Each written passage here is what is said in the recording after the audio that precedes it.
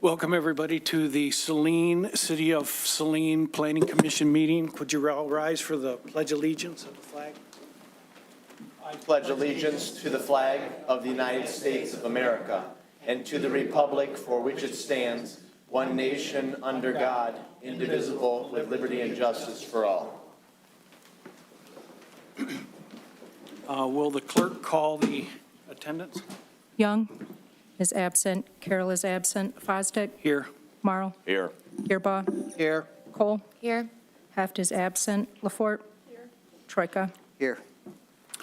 Also present tonight is City Planner Arbach, City Manager Colleen O'Toole, and Recording Secretary. Katnick. Thank you. All right. There is a motion here to approve the agenda as amended or distributed. I move to approve as amended, Mr. Chairman. I just want to add one brief discussion item. I'd like to have an opportunity for the city manager, myself, or Mr. Gearbaugh to do some messaging on our new community development director who will begin his tenure with Saline on September 30th. Is there a second? I'll second that. Thank you. All those in favor? Aye. The ayes have it. Thank you. There is a motion to approve the meeting minutes of August 14, 2024 as submitted. So moved. Second. All those in favor? Aye. Thank you. Okay. Under the Open Meetings Act, any citizen may come at any time and make comments. The person is requested but not required to state their name or address for the record. Comments will be limited to 3 minutes per person. Are there any comments? Yep, go ahead. Hi, my name is Ed Andrews. I live at 856 North Ann Arbor, so this is directly across the street from me. My big objection is the three-story height. That's pretty massive. I don't know of any other apartment buildings in this town other than maybe behind the Dairy Queen. It's that height, so it's just that what really bothers me. And I also see a problem, the one road leading out on North Ann Arbor. That's right there where Harper. I see problems, people trying to make a left at times there. It's going to, the way the traffic, when they leave that 25 to 35 right in that area, they take off. So, like I said, it's an objection. I ask all you, would you want to see that three-story building right across from you when you walk out your front door? Thank you.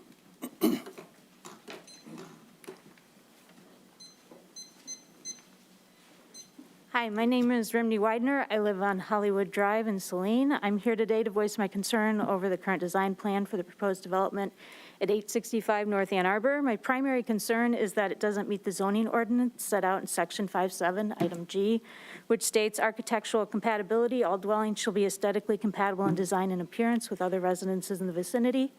A 35-foot tall building set approximately 25 feet from Ann Arbor Saline Road, as the current plan state, is not compatible in design. Okay. Yep.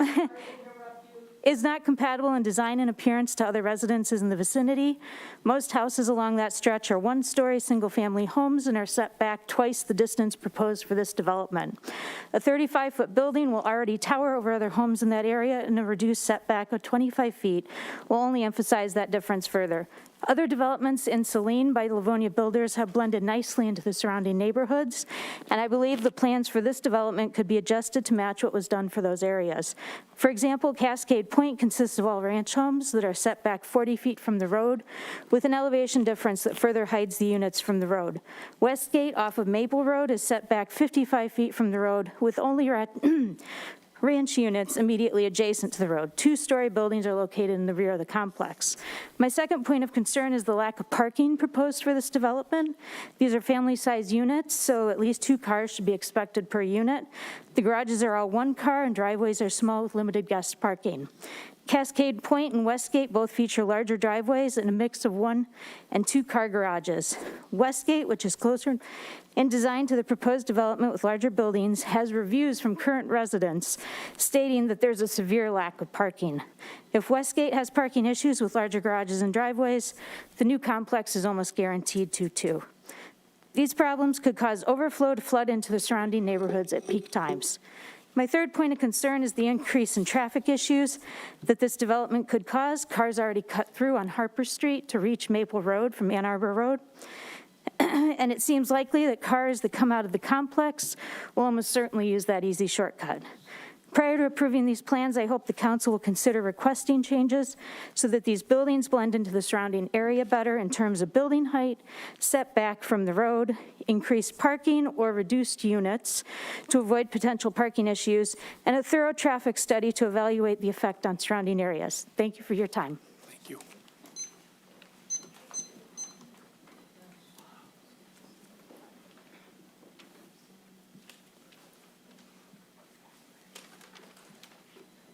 Hi, I'm Wayne Yankee. I live in Brecken Village. I just wanted to ask a question. You don't have to answer it. The three elevation threes of the buildings have garages underneath the living areas, and I don't know what the code is in Saline, but a garage I think is very dangerous on the bottom, right below the living area. And I have seen cases where people, they forgot to turn their car off when they put it in the garage. And it destroys a lot of stuff when that happens, including putting bad air up into the home and maybe all of the homes. That's all I wondered. Thank you.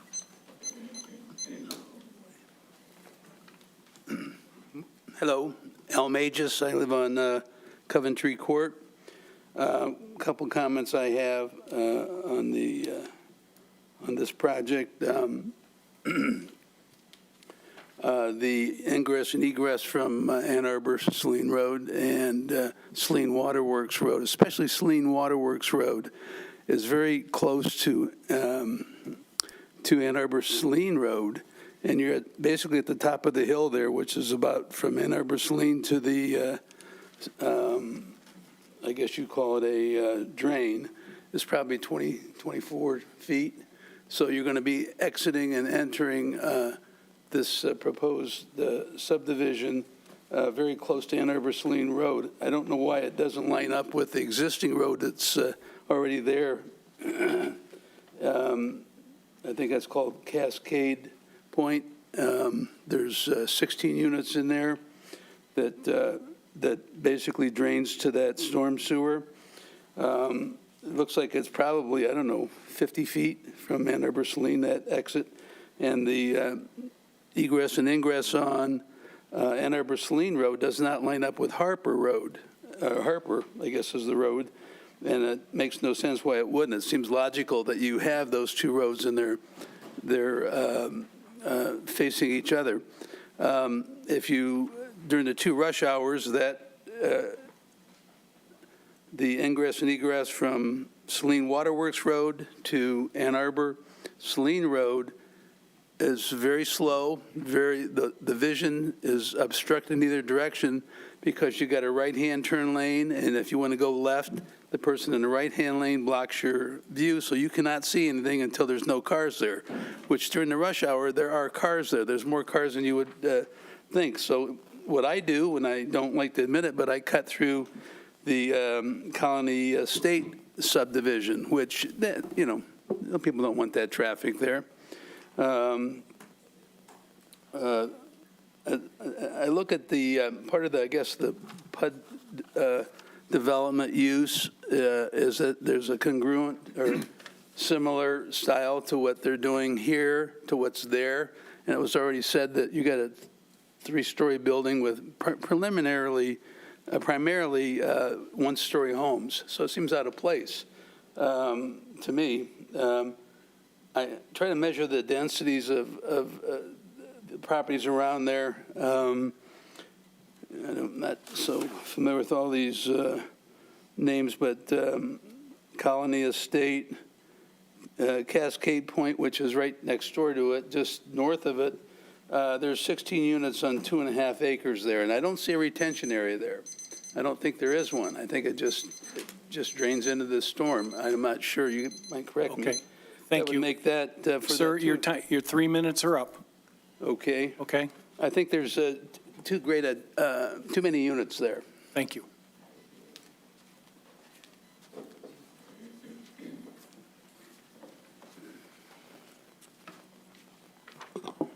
I'm Donna Johnston. I live at Rolling Meadows, so I live in townhouses, so I know there are a lot of problems with that kind of concentrated housing. You have snow removal, where are you going to put it? They don't look like they have enough parking, and they're way too close on the street. I don't see a sidewalk on North Ann Arbor Street in front of this planned development, and I think that's a danger. I think that there needs to be sidewalk and a place where people can safely walk instead of having to cross the street to get towards town. Thank you. Thank you.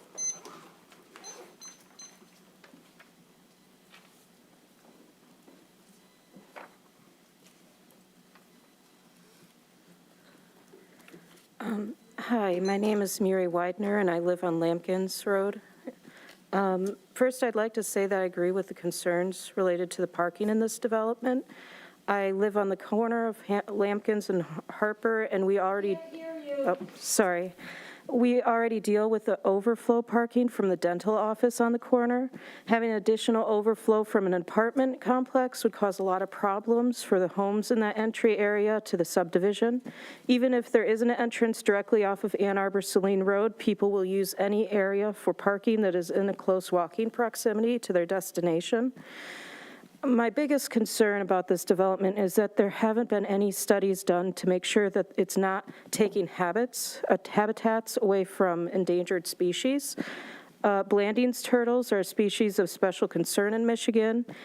They are known to be present in Washtenaw County, and I have a picture of them from the Mill Pond area.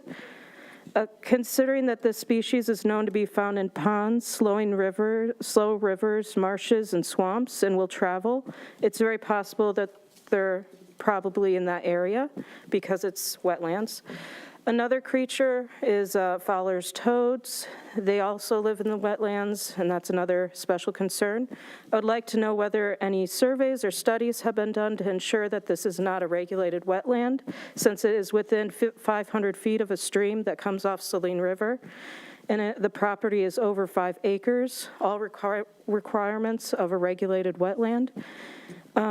If a threatened species is located on the property, it would qualify as a regulated wetland and would require a Part 303 permit from the Michigan's Department of Environment, Great Lakes, and Energy prior to the development proceeding. In addition to what others have said about the setback of buildings, I question the R3 zoning being applied to this property. Most of the areas immediately adjacent to this property are zoned R1A and R1C, with the only R3 being the existing apartment complex off of Saline Waterworks Road. There's a significant difference in the density between these two designations. At the very least, I would hope that the difference would ensure that the 100-feet waiver is not granted. Having more of a buffer between new complex and their homes may make it more acceptable to the people of Saline. And so if this project was reduced in size, similar to Cascade Point apartments nearby, it would be a lot more reassuring to the residents living around this proposed construction that a new construction would fit in better. Ranch units with more availability for parking space by having fewer units.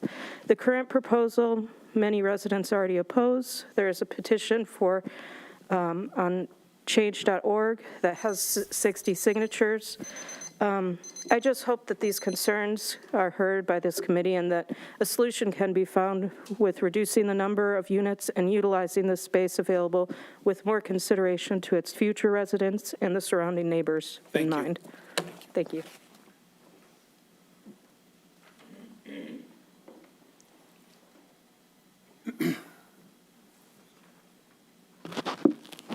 Hello, my name is Sherry Michael. My mom, Ruth, lives in the Brecken Village community, which is very adjacent to this new development. I have a couple concerns. One is traffic. The roundabout at Texas and Saline Ann Arbor Road may have helped with the traffic flow there, but it's also created a bottleneck down at Bennett Street and Saline Ann Arbor Road. It is a challenge for my mom and other community members to enter and exit with current traffic patterns, with the driveway to the entrance on Saline Arbor Road being so close, it could potentially be even more hazardous for community members to leave, particularly turning left. Also, the high density with the entrance from Saline Arbor Road going into the new complex, the proposed complex, will dramatically lower the quality of life for those living in Brecken Village along that corridor. Increased traffic will lead to increased noise pollution and other kinds of things. I also think that this is a huge, proposed development is a huge missed opportunity for Saline. Less density, ranch-style homes, creating market rate homeownership opportunities for low-income families could better meet the needs of Saline community members, as well as create more opportunity for the Saline community. Thank you.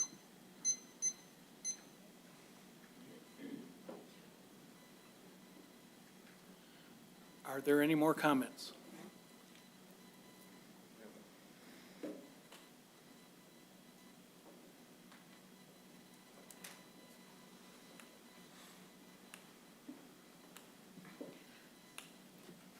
Carol Preston, 422 Lancaster Court. Respectfully, I would question and ask the developers, the builders of, yes, the attractive buildings in Plymouth that have been designed and built, are they going to, or would they live there, their families, would they buy, lease into this community at that development with all the thoughtful, savvy, investigated reports from this community? Would they live there?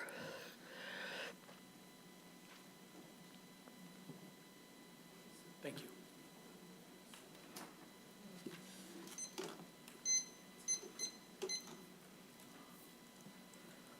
Are there any more comments?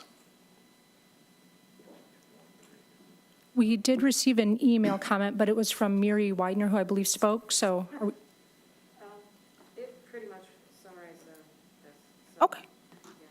It will submit it in the record anyway. Oh, Okay. Thank you. Are there any other comments?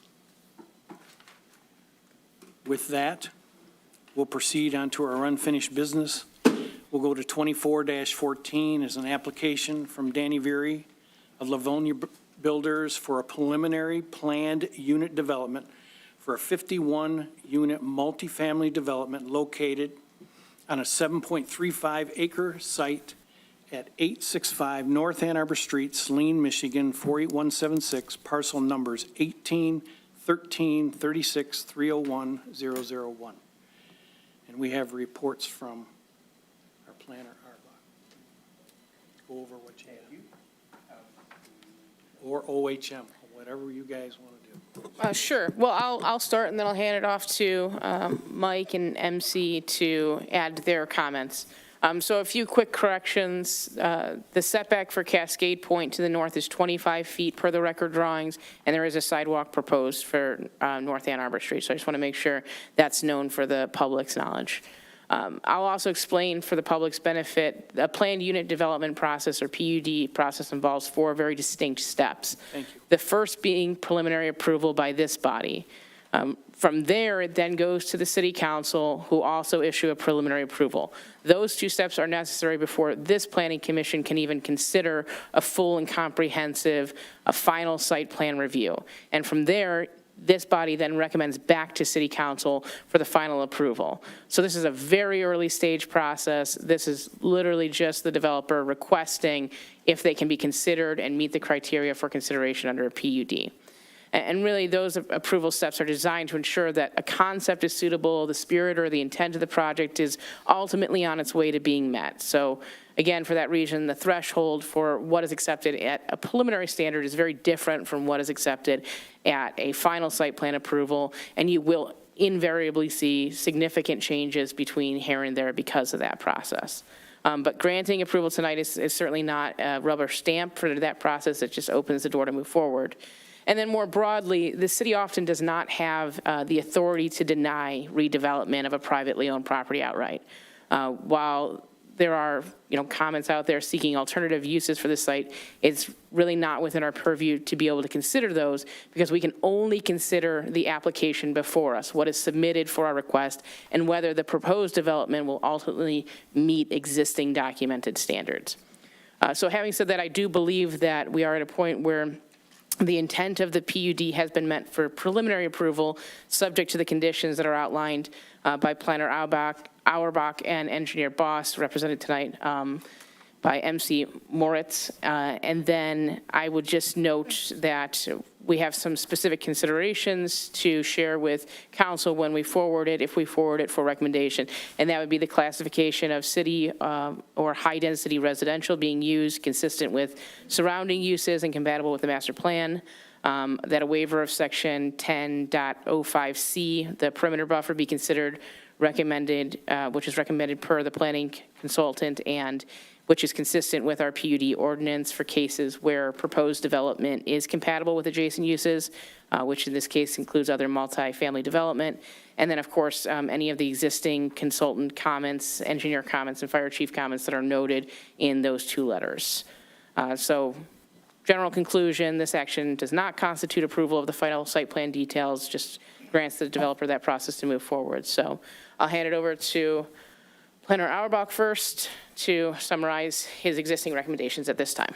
All right, thank you very much. My name's Mike Auerbach with Carlisle Wortman Associates, the city's planning consultants, and Manager O'Toole gave a great overview of the procedural review process and the step that we're at right now.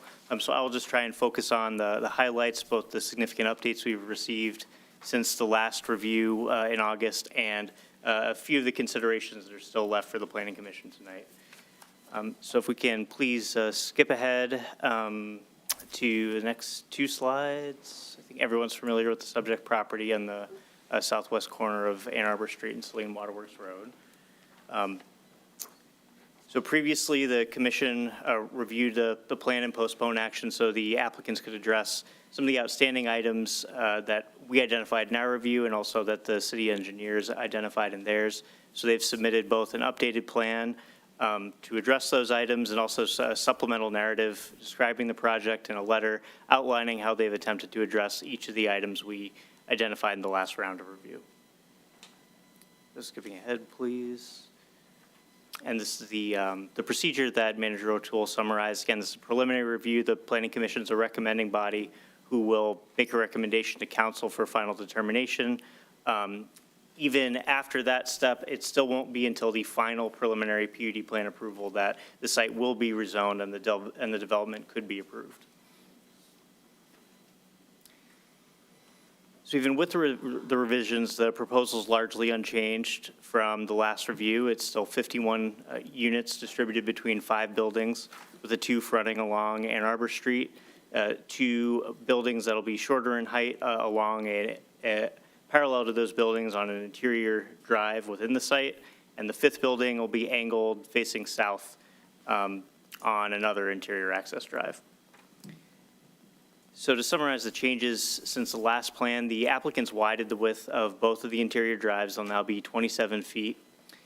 They've also added interior sidewalks, both on the west side of the interior site drive and the north side of the site's access drive on the south from Saline Waterworks Road, Ann Arbor Street.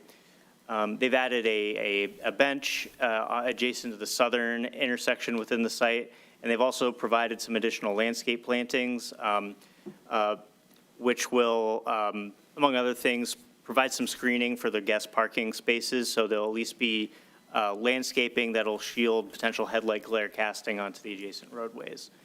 And they've made a number of other updates in addition to that, but they're mostly just minor detail items and various sheets of the plan. So as the commission's discussed before, there's a number of requirements in the city's zoning ordinance, both to evaluate the eligibility of a particular site for the PUD development option and for the PUD proposal itself. So in terms of this particular site, as we mentioned in our last review, the location appears to meet the eligibility requirements.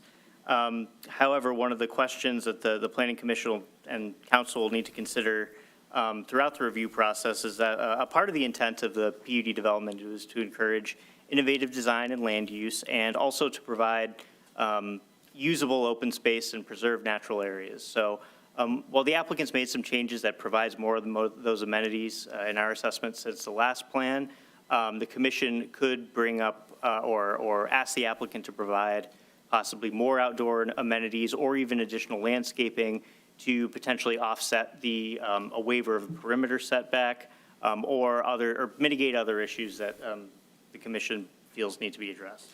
But again, overall in our assessment, this project and site are eligible for a PUD development. And moving on, there's also, so in addition to eligibility, a PUD at the preliminary stage has to meet all of the standards for a preliminary site plan listed in Article 8 of the zoning ordinance, as well as some additional standards, both that govern density and the design of the project listed in Article 10. And there's additional criteria that in addition to all those requirements, the criteria in the screen are also a part of the basis for the commission's evaluation and recommendation to council. So generally, we expect that this site can be adequately served by utilities. And while that's still a preliminary stage, there's still additional utility-related information yet to be provided. The city already did an assessment when this site was transferred into the city that the intent of that transfer was for the city to provide utilities to the site so that it could eventually be redeveloped. And the initial language during the transfer was for commercial development. So in our assessment, multifamily is comparable in intensity. So all that to say, the city has planned ahead to provide essential services to this site. So barring any concerns raised by the city engineer, we expect it'll be adequately served by public utilities. And in terms of the density requirements, the commission can look to both existing zoning, or if there's not any in this case, so it can also refer to the density envisioned in the master plan. And as we've talked about it in our review and has come up tonight, there is already a multifamily residential immediately adjacent to the site. The city's master plan envisions both city density residential and high density residential adjacent to the site. So this development in terms of numbers is consistent with the density envisioned for those areas.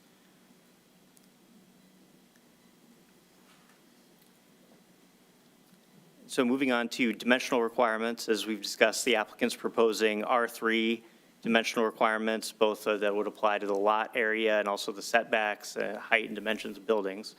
They've updated the plan to list all those requirements, the dimensions that they're proposing, and they've specified any proposed deviations, which is deviations from dimensional requirements can be permitted as part of a PUD. They just need to be listed on the plan, and the applicant has done that. They're only proposing 2 deviations. One is a 10-foot reduction from the 50-foot minimum separation required between buildings, and the other is providing an additional first floor unit on one of the buildings within the site. The maximum for the district is 8 units on the first floor. One of the buildings will have 9. But otherwise, the proposal meets the R3 district dimensional requirements. Oh, and they did specify that Building 5, the building furthest south on the site, will have decks, but that will be the only building with decks, and those are shown on the plan.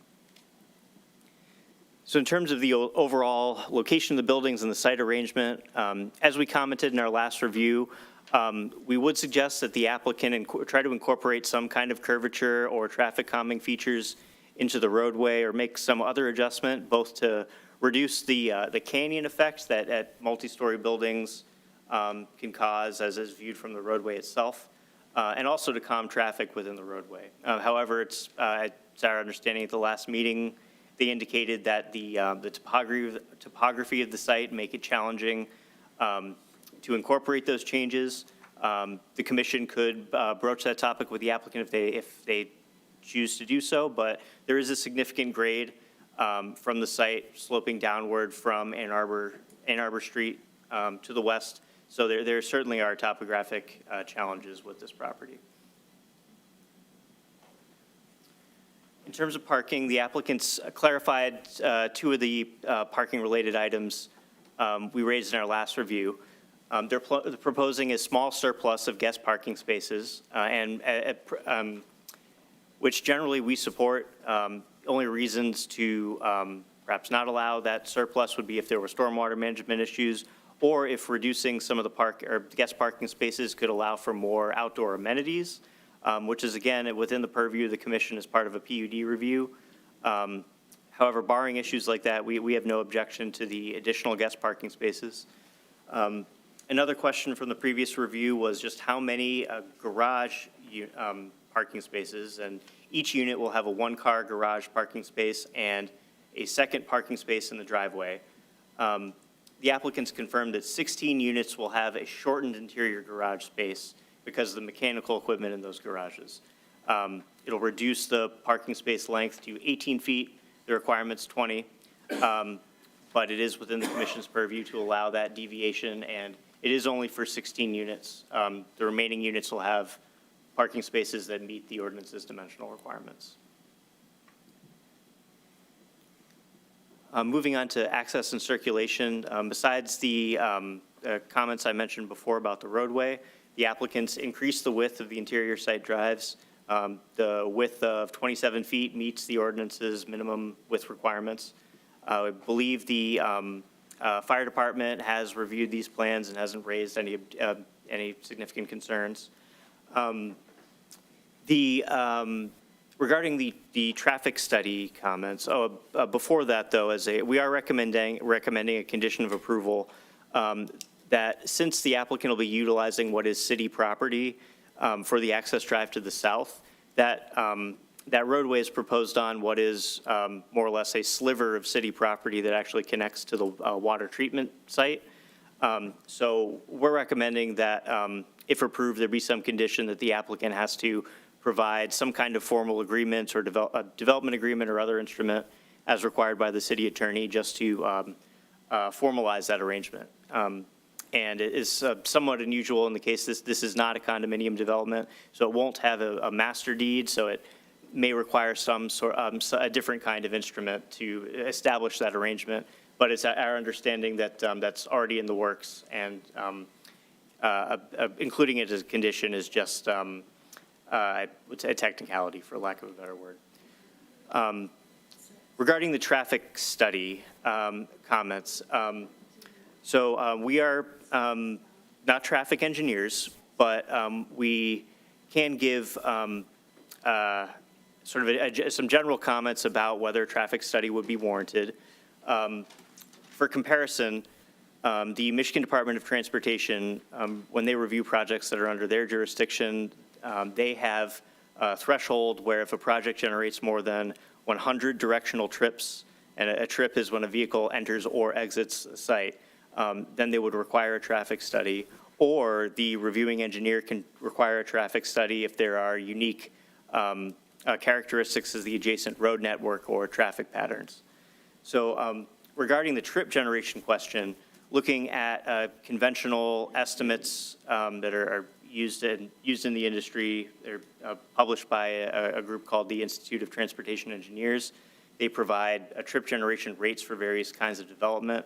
Applying those rates to this project, we'd estimate that during a peak hour, there would be 16 to 20 trips generated traffic in and out of the site. So in terms of trip generation alone, that doesn't necessarily meet the threshold. However, as discussed earlier, the proposed southern access drive does not align with with Harper Drive, I believe it is, on the opposite side of Ann Arbor Saline Road. Alignment would be ideal for traffic safety.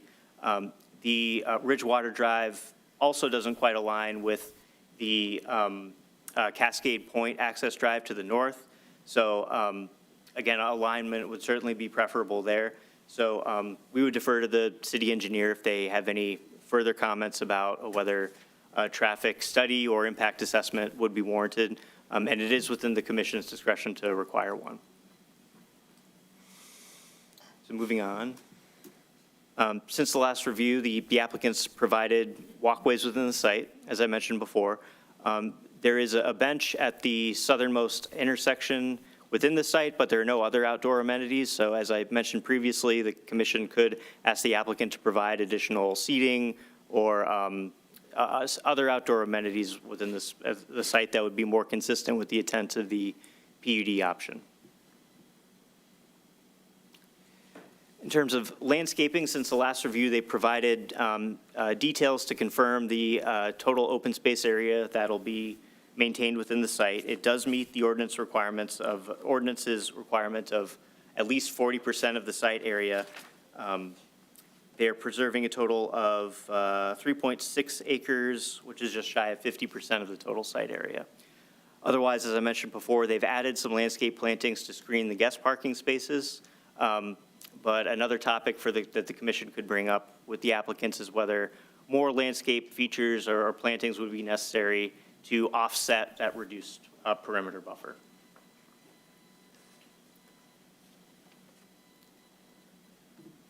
I believe that covers it for landscaping.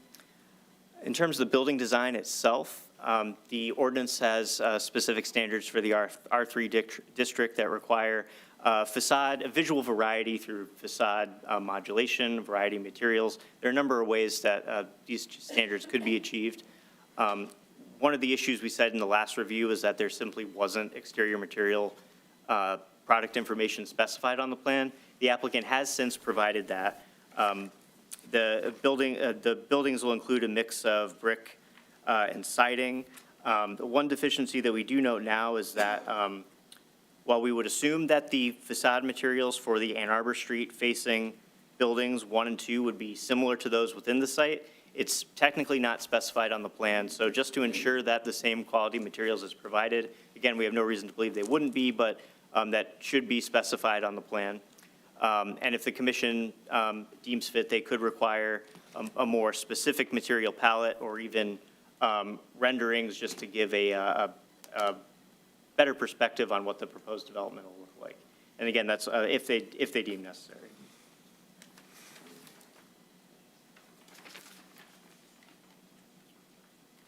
So in summary, that as Manager O'Toole mentioned, the commission will be making a number of determinations and recommendations to council.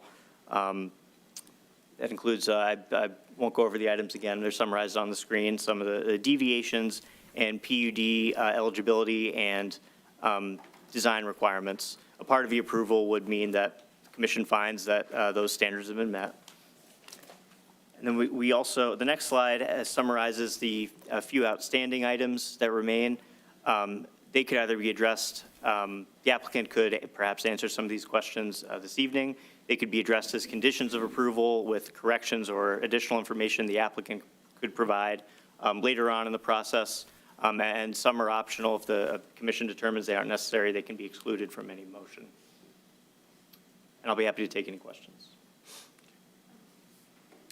Quick question for the buildings that are on Ann Arbor Saline Road. I understand from the plans they're 28 feet. I know some commentators suggested 35 feet. Could you clarify? To the buildings? The ones on Ann Arbor Saline Road? The ones that are proposed? Yes. They're 25 feet. But that may not include, that's a setback from the right-of-way, so it may be closer. I think he's talking about building height. Height. It's 28 feet okay. to midpoint. Yes, sorry. Yes, to the midpoint between the eave and pitch of the roof, it'll be 28 feet. So upwards of 30 feet in total height.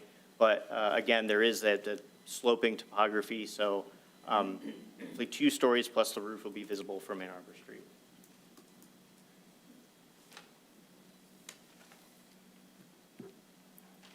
I have a couple.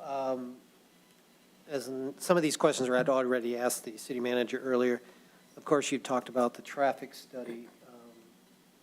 My recommendation on that would be that we would proceed with a traffic study because it seems appropriate for this area. We don't know what could happen in the future also with waterworks and that whole area. And having been in a car accident at that intersection, I know that it needs to be addressed. The one concern I have or I've looked at is the sidewalk. Although it does show the sidewalk on here, it is right up to the buildings instead of like where Cascade Point across the road. It is away from it and in closer to the curb cut. Trying to understand why we would proceed with something of that nature versus what we currently have always proceeded with in our community. And trying to understand what would be the recourse or issues on that, especially in terms of just the green space in between the sidewalk and the curb and so forth. The other questions that I had for the city manager included the utilities, namely the DTE overhead wires, and whether those could be relocated or buried, considering that some of the concerns we have always had is with overhead wires and potential power outages and such. The other one, when we look at this design, and this may take some more information, how does this compare to our R3 Sheffield development, Austin Commons? There's a number of those that we have within that have similar type of density. I believe it's based on the R3A or R3 development, to which we should be comparing this to. And the height issue, what is the average height that we've allowed in our developments such as Lair Farms or on Monroe Street, the Heritage, and some of those other ones? So just to have as comparisons for those. Those are the answers. I'd kind of like to have additional information because they were brought up. And then also clarification, sorry, one more. 3 stories. My understanding is the 3 stories is more a perspective from the behind, although it's the height issue on the front. There are no proposed 3-story with a 3rd-story living space. It's an attic space, but it exceeds 30 or 35 feet when the building is actually built. I'm sorry. The 3 stories are from when you look from the back. There's 2 stories on the front, but there is no living space in the 3rd story in those proposed in those buildings, being the attic space. Okay, so I may be able to answer some of those questions. The comparison to other developments I would have to do some additional review. But in terms of the sidewalks, the sidewalk along Ann Arbor Street, that's definitely a question to raise with the applicant. I'm not aware of any reason why it couldn't be moved closer to the roadway. Otherwise, the sidewalk within the site does appear to go right along the curb of the road, although it does kind of snake around some of the guest parking spaces. I have the same understanding about the height of the buildings. Visually, they will be 2 stories plus the roof from Ann Arbor Street. I believe because of the stacked units, the lower floor units will have first floor living space in those buildings. But in terms of the height or stories, there aren't any deviations from the R3 standards, but it would take some research to find how that compares to other developments. Just my concern is understanding the height on the back where for our fire response, if the front of the building is going to be upwards of 35 feet, and when you're in the back, the height from ground level all the way up to that 35 feet is going to be another story. We currently don't have the proper equipment, I believe, to handle certain heights. So the fire chief may have reviewed that, but I'll leave that up to the comments that were made by him.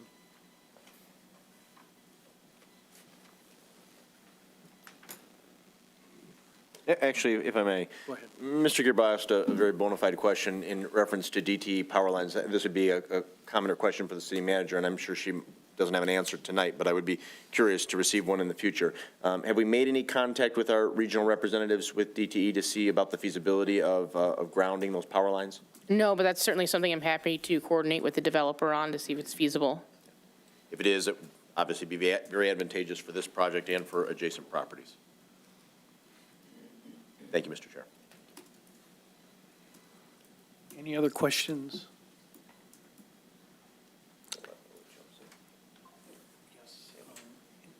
OHM Engineer Boss, do you have anything you want to add? Go ahead, please. Sure. Yeah, good evening, everyone. My name is MC Moritz. I am a project engineer with OHM Advisors. Sally Boss is my boss. I'm in for her tonight. The OHM review letter had 5 comments for Planning Commission consideration, and 3 more comments that were just kind of general housekeeping that could be addressed, ideally in this preliminary PUD stage, but could also be addressed during the detailed engineering review. And to echo City Planner Auerbach on the first comment, OHM also recommends doing a traffic study for this site, just because both the north and south drives are not aligned with the streets across from them. Also to echo comments that have already come up, the maintenance access drive to the water treatment plant, we recommend that both the material of that drive, whether it is asphalt or concrete, and the long-term maintenance of that drive should be addressed in whatever planning documents, the master deed, PUD agreements, anything between the city engineer or the water treatment division. That should be well documented before this is finalized, just to make sure that that exactly who is going to take care of that drive, and maybe if there is a shared responsibility between the homeowners and the water treatment plant. Our understanding is that that drive is not used very often, but when it is used by the water treatment plant, there can be some heavy trucks that go through there. So it's very infrequent, but would be certainly larger vehicles than the average vehicle going into the homes. The second comment that we had on our list was that was also related to the proposed water service connections for this site. Along Ann Arbor Saline Road, on the west side of the road, is a raw water line coming from the wells going into the water treatment plant to get treated. And then coming out of the water treatment plant is the potable water line that runs along the east side of Ann Arbor Saline Road. The current plans have the water service connections tied into that raw water line, which obviously nobody wants to do. So we bring that up now in this stage just so that the petitioner is aware of the potential additional costs of connecting to the line on the other side of the road. It's not an engineering concern, but it's just something that we wanted to have everyone be aware of at this preliminary stage. And the final 2 comments are the similar to our first review of this site. It's also, related to the sidewalk along Ann Arbor Saline Road, just making you folks aware that that this is outside of the right-of-way. The petitioner has offered an easement over this portion. So exactly where, from an engineering perspective, it doesn't matter where the sidewalk goes, but we want, obviously, the community to be informed of what the options are. And the final comment on here was regarding Washtenaw County Water Resources approval of the stormwater management for this site because it does drain into a county drain on the west side of the site. But at this preliminary stage, as Manager O'Toole mentioned, we're not getting too into the weeds.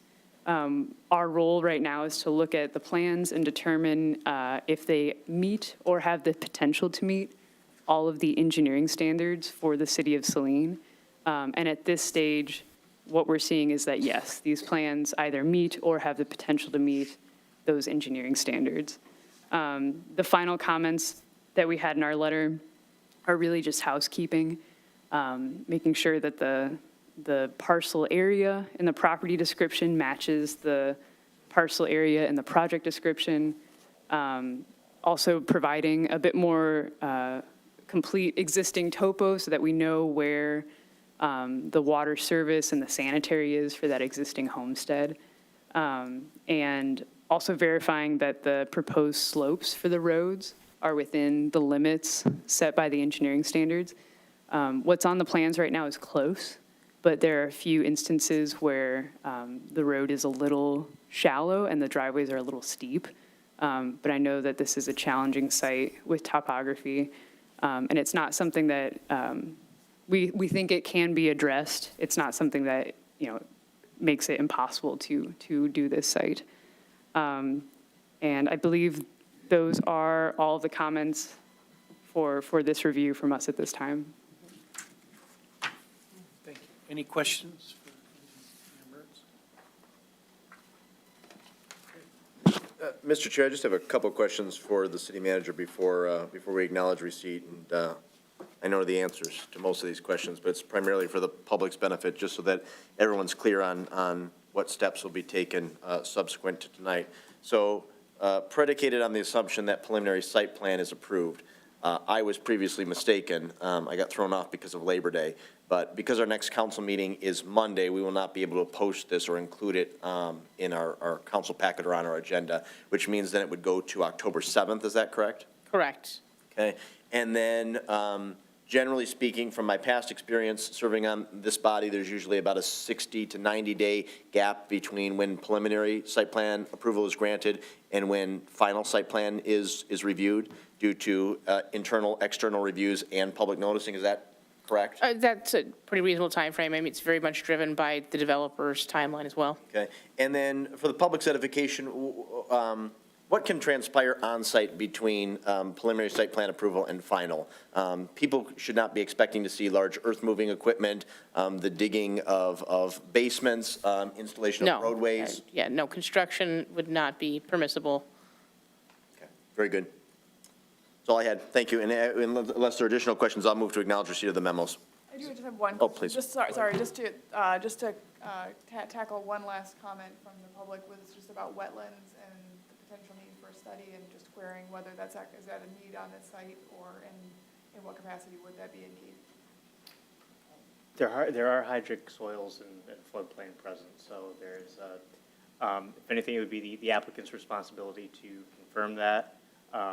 In the event there are wetlands, Eagle will intervene fairly quickly in our experience, but I think the first step is it's their responsibility to verify and submit any required information to Eagle one way or the other. Thank you. And as an added sort of safety measure in there, because this is being reviewed by Washtenaw County Water Resources as well, that's part of their review process, and it would get caught there if that was a requirement. And in the detailed engineering review phase as well, a portion of our review includes required permits, so we would include it there as well if it was needed. Thank you. There is a motion by Mayor Morrow to acknowledge the receipt of the report dated September 5th, 2024 from Planner Arbach, and a memo dated September 6th, 2024 from AOHM Engineering. I'll second. Any discussion? All those in favor? Aye. Those opposed? Ayes have it.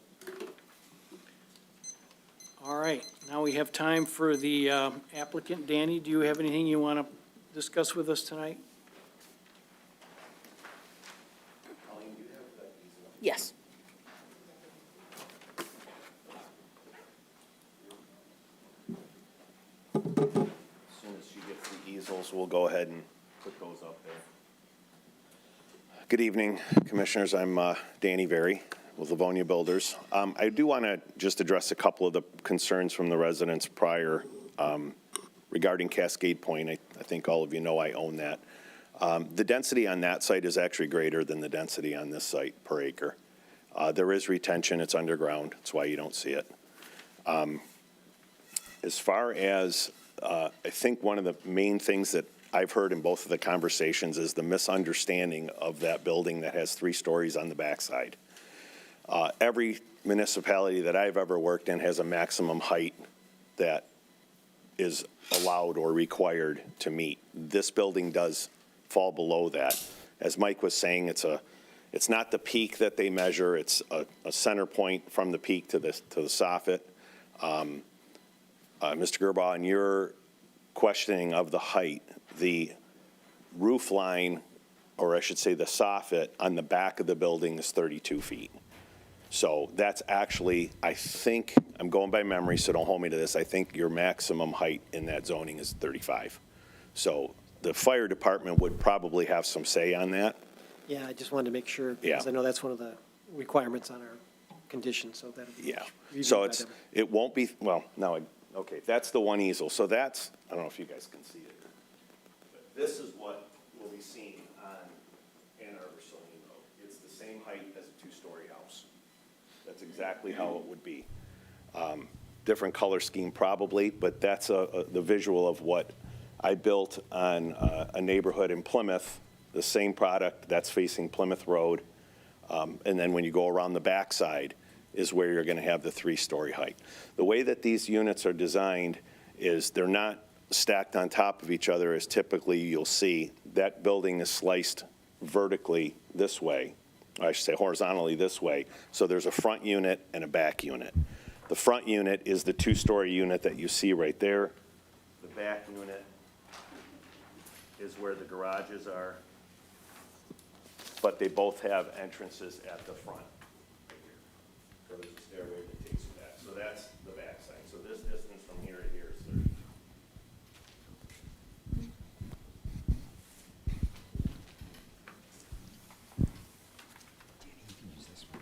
Oh, okay, thank you. Sorry, Colin, I thought you had it. Regarding one of the other questions for the building, that's the southern building on the access road, I have a picture of that one too as well. So that front facade is a stone, a 4-inch thick stone, not the cultured stone that's only 1.5 inches thick. It's a 4-inch thick stone, and then it's a brick belt around the sides and the back, and then siding as well.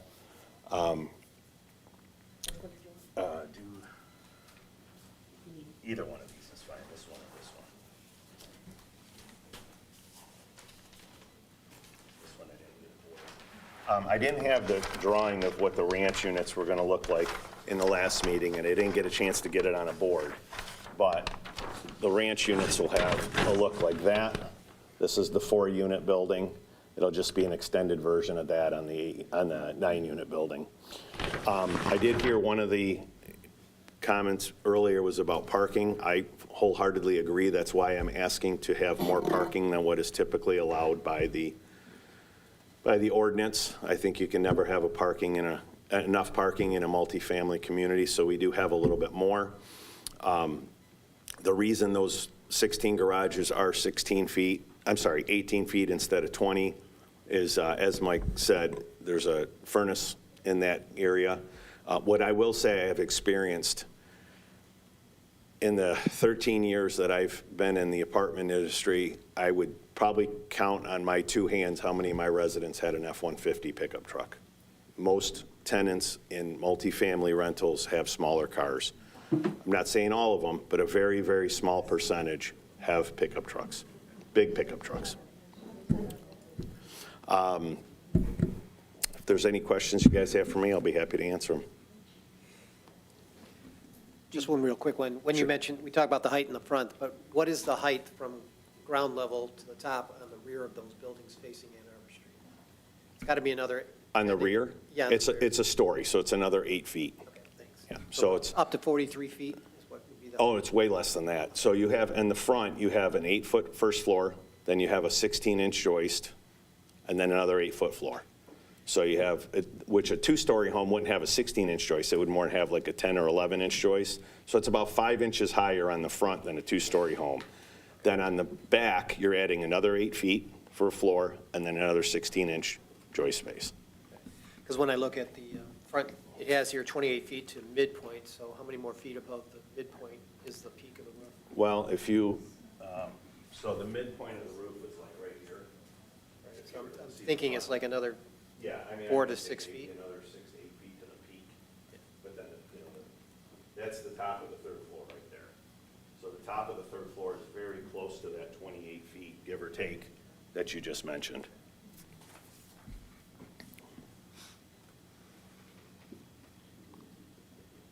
Those dormer windows that you have, so are those actually part of living space then? No, they're just decorative. They're just decorative? Yeah, they're just right on top of the roof. There's no living space up there.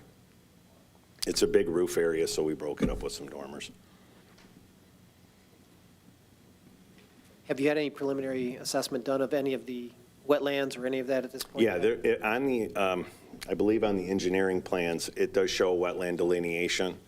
our pond, and we actually just went out. I remember the conversation last time we were here was about the test holes, and we did them yesterday with, I'm drawing a blank, the Drain Commission. We did them yesterday with the Drain Commission, and it's as expected. The soil didn't surprise us. We knew what we were going to have there. So the pond was already sized for not having impervious material, or, yeah, that it'll drain. So we have it set up already that way, and that's all outside of that wetland delineation. I did add one other question with the, there's some legacy trees and things on the corner of Waterworks and North Ann Arbor Street. Those will probably be removed because of the sidewalk and everything there. And I'm gonna say that they probably are. I don't know for sure, but even just the topography change that we have to make work, it would probably impact the root structure, even if it wasn't in the way. I'm not saying that it is in the way, because I don't know exactly where the location is on that, but just on how much that we have to drop that. That's the thing with this product. This works really well with a grade change that drops like that. So the front looks 2 stories, but the back is 3 because the ground is sloping back like that. There was a comment, too, about the sidewalk on Ann Arbor Saline Road. So the reason why we did it, there's 2 reasons why we did it the way we did it. The first reason is we have a drainage swale that runs through the front. So we're trying to keep more water on the grasses and stuff like that versus getting them into pipes and bringing it in, just increasing it that way. The second way is if we did put another sidewalk out there, it's only going to be like 12 feet away from the one that's right by the house. So it's not that we don't want to, it's just kind of, kind of funny looking when you have 2 sidewalks that are 12, 13 feet apart from each Well, other. and that's, could there be a compromise? Because my issue is, I look at it, you're going to have a whole lot of public walking in front of all of those Right, homes. right. And I mean, 2 feet away from a window. I mean, we Seems like that- probably could push it, maybe 5 feet further out and just readjust that swale.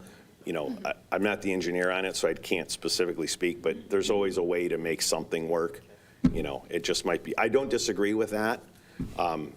That it should probably be maybe 5 to 8 feet away instead of, just a few feet.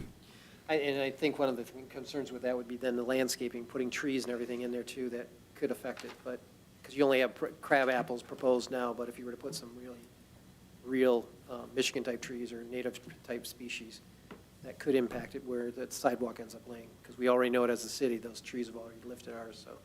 Gotcha. And that would give us a bigger landscaping bed that we could do more low-growing things there and then put the trees on the other side of the sidewalk.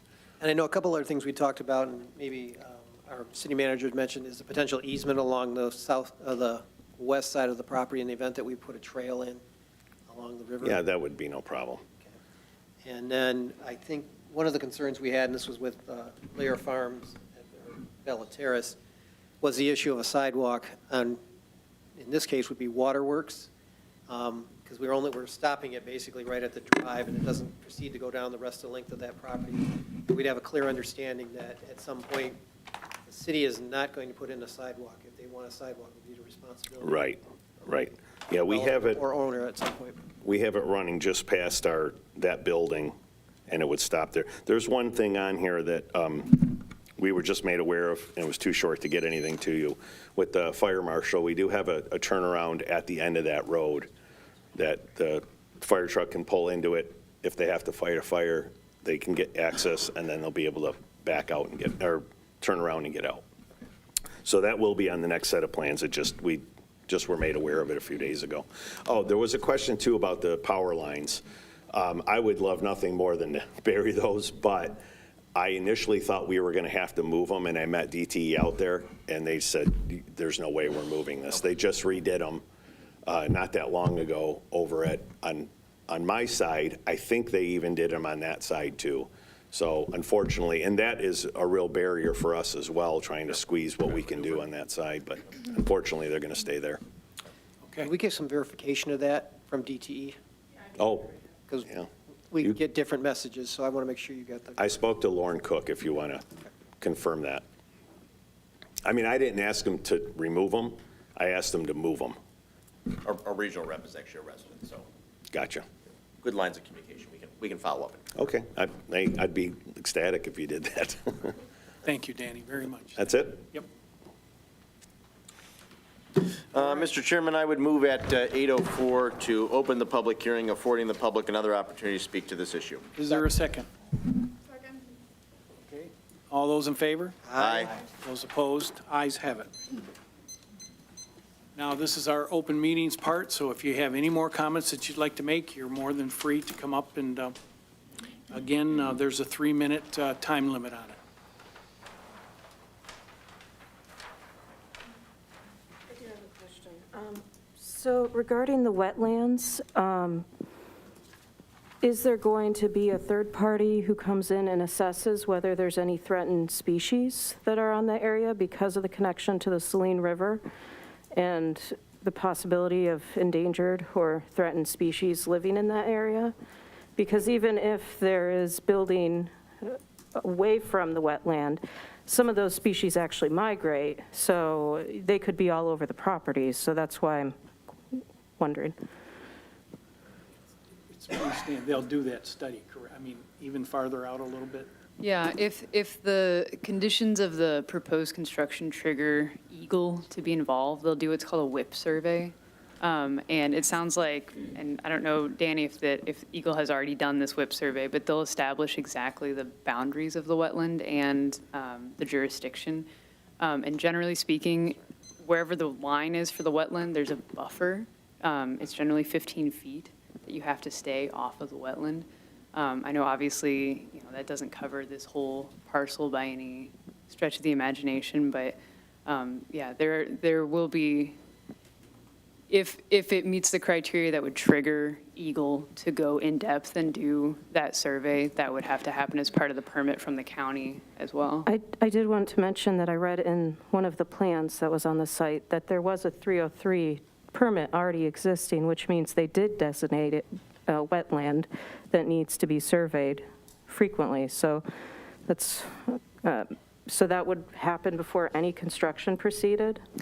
Yeah, it would be part of the required permits. When we Okay. get into detailed engineering, we'll go kind of in the weeds, sort of literally in this case, and determine exactly which entities, both state, county, and local, would need to be involved before construction would get the go-ahead. So at this stage, things are very, very preliminary, and it's more just, does this site even have the potential to be constructed? And the fact that there's already, it's already kind of on the radar of the county means that this, what Eagle needs to do, they're going to do. Okay. And I did have one other question, just real quick. Why can't the plans be flipped so the ranch-style homes are towards the street and the taller ones are towards the back? I mean, is that something that could be investigated? I mean, it would just look better from a viewpoint. As an engineer, I will pass that down to the planner and see if there's any thoughts on that. It's a question that the commission could broach with the applicant, but it's, there's not a specific design requirement for that. You can certainly ask. Okay. Thank you.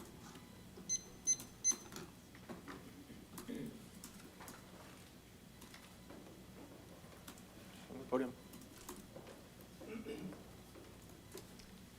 My name is Earl Ream. Is there any thought been given to make one large apartment building from that whole front there, and also then have a parking structure in the back where others could park their cars? That way you wouldn't have so much, and then it'd be all up front, and then they could access the street from there. But Yeah, and that probably isn't what's proposed, Earl. I know it's not proposed. Well- But I'm seeing what we have on the west side of Saline with those large apartment buildings, but why not have a large apartment building there? But that's a thought. Thank you.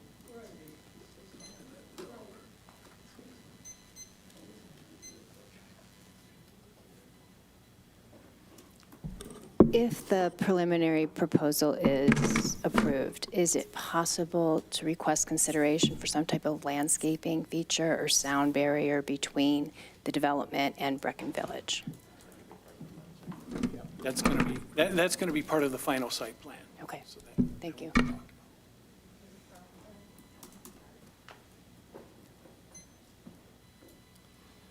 Mr. Chairman, if there are no additional citizen comments, there appear to not be, I would move to close the public hearing at 8:09. Is there a second? Dean? Yep, second.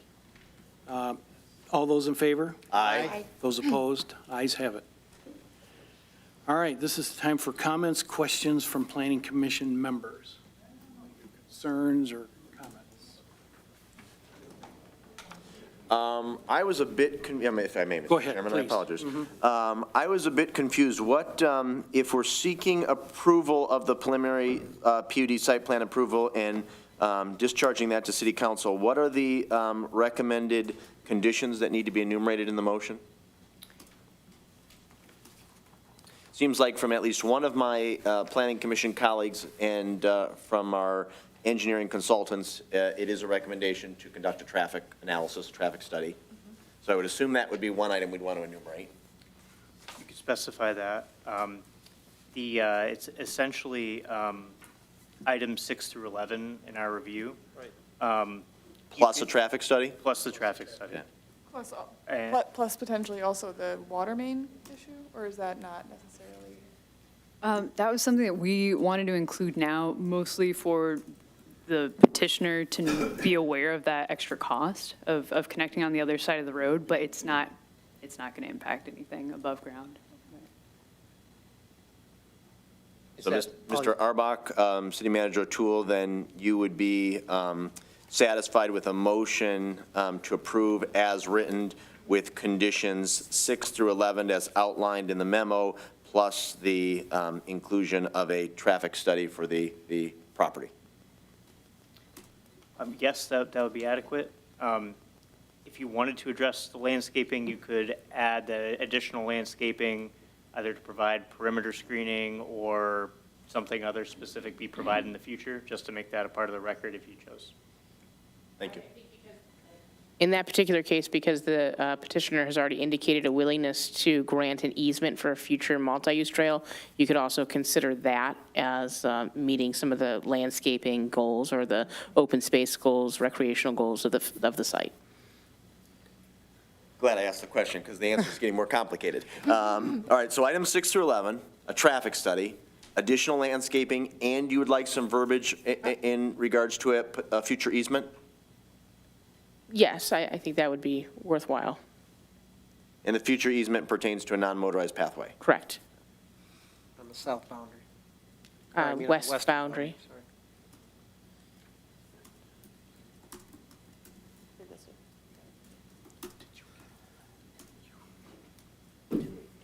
Are there any conditions in the OHM memo that should be referenced? I think we've covered most of them. The one that, and I'm not sure the exact verbiage that you'd want in there, but just to make sure that regarding that access drive to the water treatment plant, there should be some formal agreement, not at this stage, obviously, but down the road between city engineering, the water treatment division, and the developers, so that who is going to pay for what, when, is all ironed out. But I think the rest of our comments have been captured by City Planner Auerbach.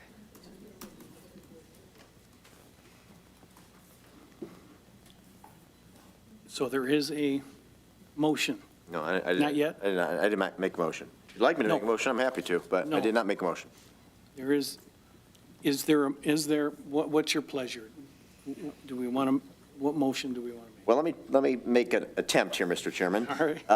I would make a motion to approve with conditions the preliminary site plan unit development for a 51-unit multifamily development at 865 North Ann Arbor Street, Saline, Michigan, 48176, parcel number 18-13-36-301-001, with the following conditions. And that would include items 6 through 11 as outlined in our memo, the completion of a comprehensive traffic study, consideration for additional landscaping and screening, and the assessment for a easement for a future non-motorized pathway. How'd I do? That's okay? And the road. In the Oh, sorry. No, the Excuse me, I interpreted your comments as holding off and considering that as part of final. I think it can be addressed further down the road, yeah. We have a recommendation with regard to the sidewalk. And we can add that too. Recommendation to Evaluate the sidewalk. That the sidewalk be moved closer to Ann Arbor Street, pending a feasibility evaluated by the city engineers. I'd be fine with that language. So that's my motion, Mr. Chairman. Is there a second? A second. Any more discussion? Dean? Just can we, and I mean, Mr. Harrington had done this in the past, it's reviewing the 5 conditions that, the 5 that were not part of the 6 through 11, is to clarify that we as a commission understand what we're moving forward. And if you could address each one of those, Mr. Arbach, and then that'll be. Sure, so these findings are inherent in your recommendation to approve. You could specify each one in the motion too. And through 1 through 5, it would be that essentially taking each question and making the statement in the affirmative, that the 100-foot perimeter buffer may be waived as proposed, that the proposed residential density is consistent with the master plan.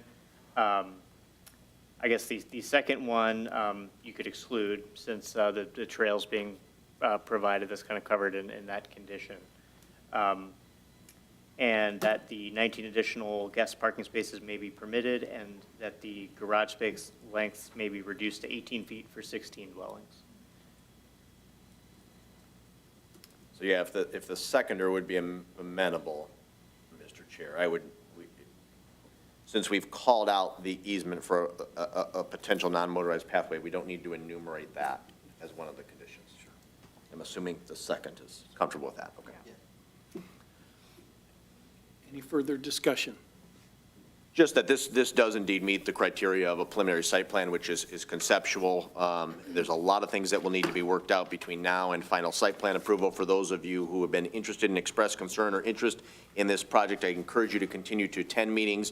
City Council will revisit this issue on October 7th here in Council Chambers. That's a Monday at 7 p.m. You're, of course, welcome to attend and to inform your neighbors and any other interested parties. And please be in touch with us and follow us on Minutes on Demand, because we will post information when this project is considered for final site plan approval, which will probably be sometime in the next 60 to 90 days.